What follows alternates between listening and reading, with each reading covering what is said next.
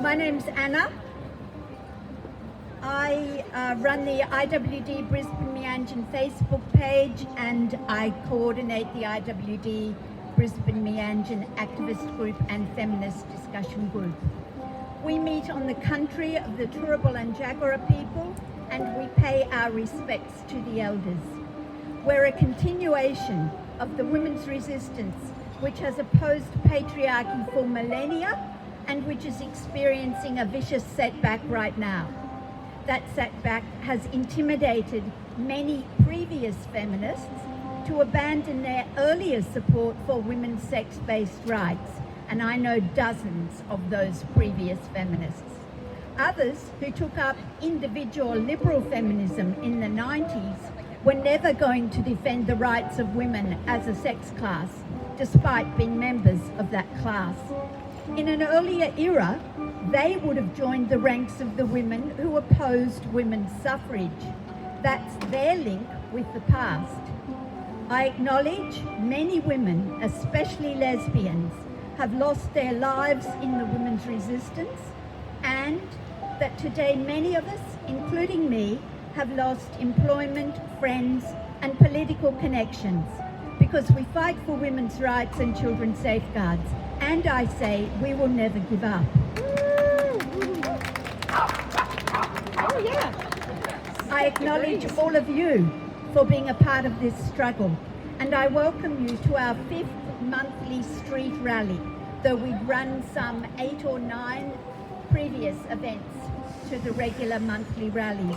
On this day, I want to acknowledge Mahsa Amini, who was bashed to death recently by the Iranian morality police because she didn't wear her hijab in a way they deemed respectful. We send our love to her family and friends and to the Iranian women who are resisting police authoritarianism. It's no coincidence that Iran today is also the country where transing the gay away is accepted medical practice. Mahsa Amini was a victim of male supremacy, the same male supremacy that we resist when it tells us, via the Queensland government, that we must allow self-declared women, i.e. men, access to women's and girls' change rooms, fitting rooms, public toilets, women's prisons and DV shelters, that we must accept self-declared women, i.e. men, in previously women-only positions such as rape crisis counsellor. The Queensland government has never before made its disdain for women so apparent.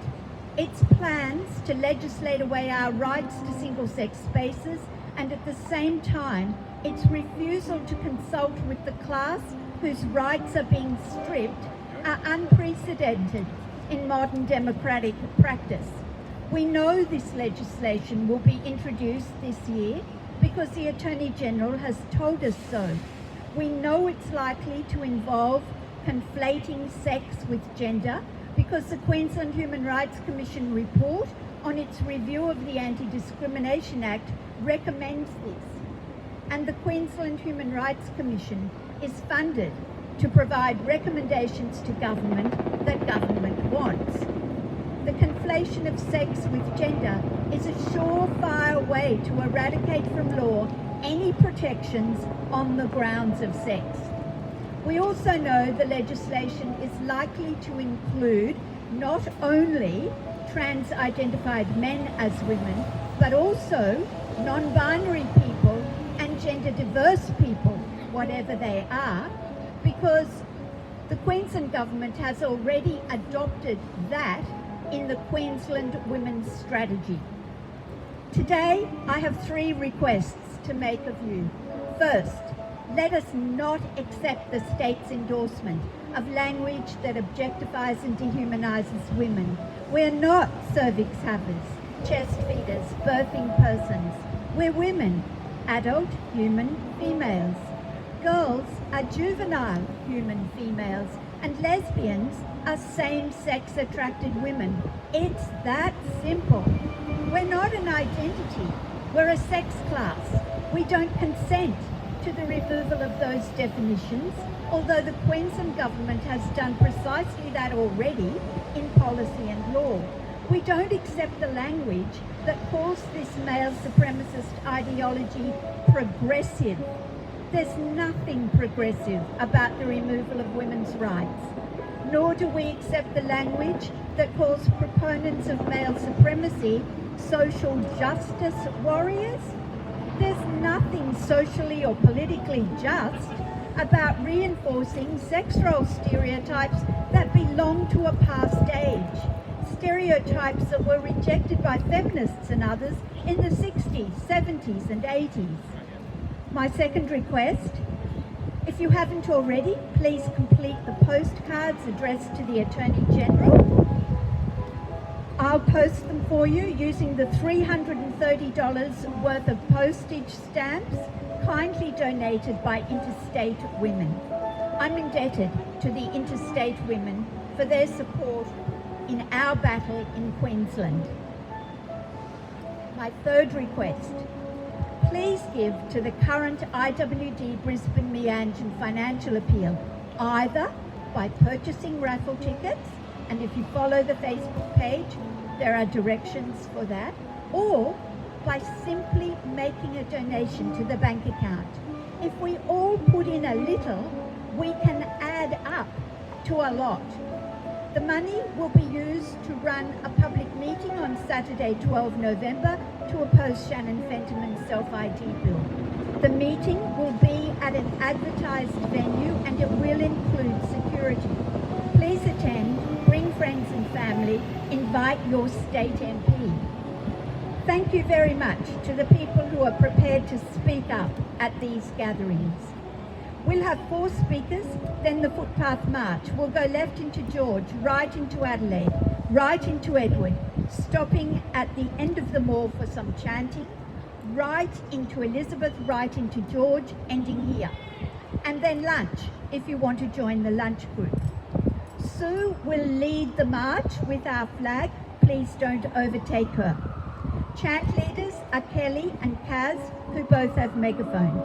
We have hundreds of flyers to distribute to shoppers, so please help with that. On one side of the flyer are the chants, on the other is information about the planned bill that will set us back many decades. And there are a couple of details about the November public meeting. If you'd like to speak on some aspect of the defence of women's, girls, kids, lesbian and gay rights at our next public rally for 3 to 10 minutes, please see me today or direct message me at IWD Brisbane Meanjin. Please support IWDBM by liking the posts and by looking out for the next event. Before I hand over to Donna, I call on the choir of Linda and Amy to join me. They've got cold feet, have they? Okay, I'll sing it on my own. Thanks, Amy. And hopefully all of you will join in as well. So 1, 2, 3. If a person has a penis, he's a man. If a person has a penis, he's a man. If he doesn't want to lose it, although he doesn't use it, if a person has a penis, he's a man. If a person has a nutsack, he's a man. If a person has a nutsack, he's a man. He can tuck it to conceal it, let it dangle and reveal it. If a person has a nutsack, he's a man. If he amputates his bits, he's still a man. If he grows a pair of tits, he's still a man. If the chromosomes are Y, he will always be a guy. If he wasn't born a woman, he's a man.